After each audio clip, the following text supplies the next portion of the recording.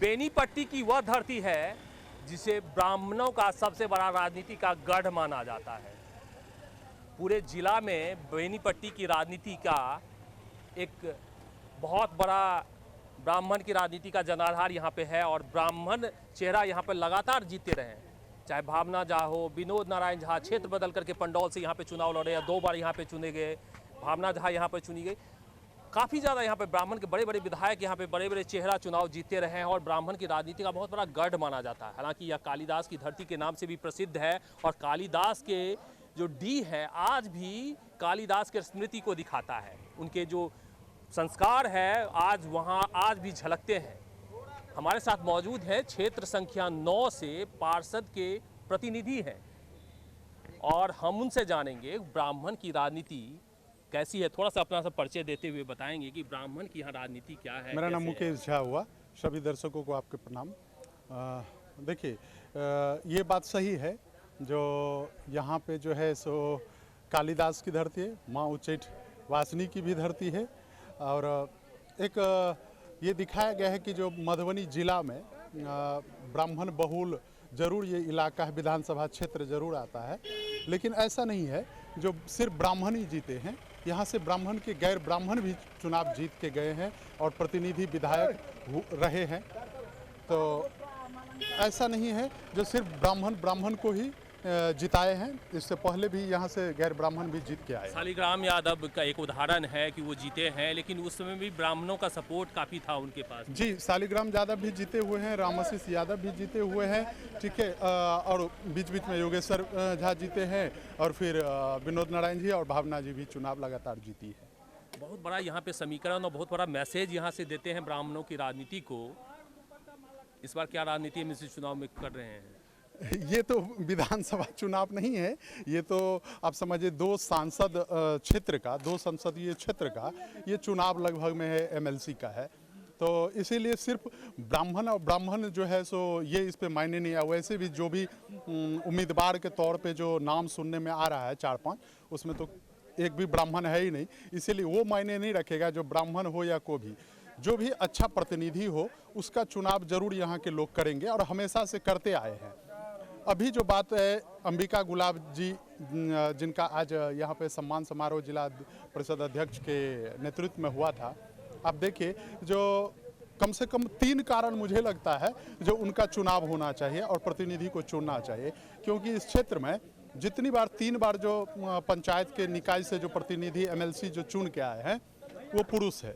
तो पहला कारण है जो पहली बार महिला मतदाता, पहली बार महिला जो है प्रतिनिधि के तौर पे उनका चुनाव होना चाहिए।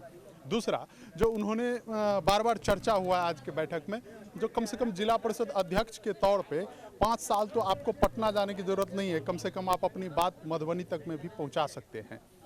और तीसरा, जो यहाँ पे जो है सो आप देखिए जो हर बार दलीय आधार पर कोई न कोई प्रतिनिधि नियुक्त किया गया है, लेकिन इस बार ये गैर दलीय आधार पे है।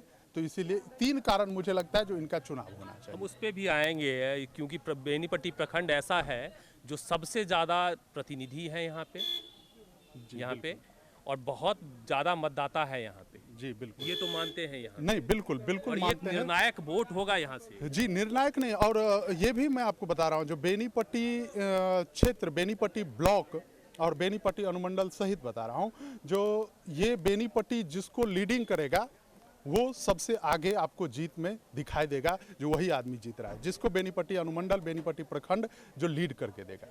गांधी जी का सपना था कि गैर दलीय हो पंचायत की राजनीति, वो एक चुनावी कहावत बनकर रह गई।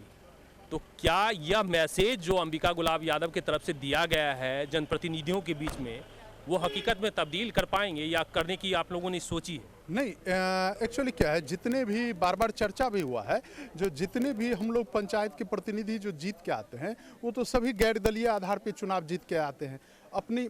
हाँ, ये भी सही है, जो कुछ हद तक उसमें जो है सो आइडेंटिटी तो लगा हुआ रहता है। जो कोई किसी का यदि पॉलिटिकल बैकग्राउंड है, कोई सक्रिय राजनीतिक कार्य करता है, तो हल्का सा वो भी लगा हुआ रहता है, वो भी आइडेंटिटी है। लेकिन उसके साथ ही सामाजिक आधार, सामाजिक जो हम लोगों का जो जुड़ाव है वो महत्वपूर्ण भूमिका निभाया है जो हम लोग पंचायत के प्रतिनिधि को जीतने में। तो उसके साथ ही हम लोग भी ये चीज़ तय करेंगे जो कम से कम गैर दलीय हो, और गैर दलीय उम्मीदवार यदि है तो उनकी प्राथमिकता होनी चाहिए। एक और भी जो चर्चाएं हैं, बाजार में चर्चाएं हैं, हालांकि ये चुनाव तो आम लोगों का है नहीं, प्रतिनिधियों का है, लेकिन बाजार में एक चर्चाएं हैं कि पहले कांग्रेस की जो राजनीति होती थी, यादव और ब्राह्मणों को मिलाकर के एक मजबूत राजनीति होती थी, और कहीं ना कहीं ये राजनीति को फिर से मिथिलांचल में जीवित करने का प्रयास किया जा रहा है। नहीं कहा जा सकता है। यदि ये फॉर्मूला पे यदि उभर के हमारे प्रतिनिधि भी और हमारे प्रतिनिधि के जो टीम है, जो टीम काम कर रहे हैं, वो यदि इस पे काम करे तो अच्छा सा एक जो है सो बढ़िया जो है सो रिजल्ट भविष्य में भी आ सकता है और इस बार भी आ सकता है।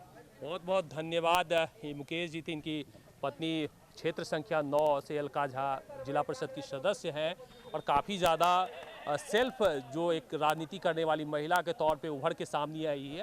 हालांकि अनुकंपा नहीं कहेंगे इनको, क्योंकि शुरुआत में जितने भी आरक्षण से जीत के आते हैं महिलाएं, उनको कहा जाता है अनुकंपा से जीत के आई हैं, लेकिन कई सारी महिलाएं ने चौंकाया है इस चीज़ को कि वो जीत के तो आरक्षण से आई हैं, लेकिन वो हकीकत में सामान्य की हकदार हैं, और वो साबित किया है अलका झा ने भी। तो कुछ और भी जानकारी के साथ में आपके सामने ज़रूर हम रूबरू होंगे।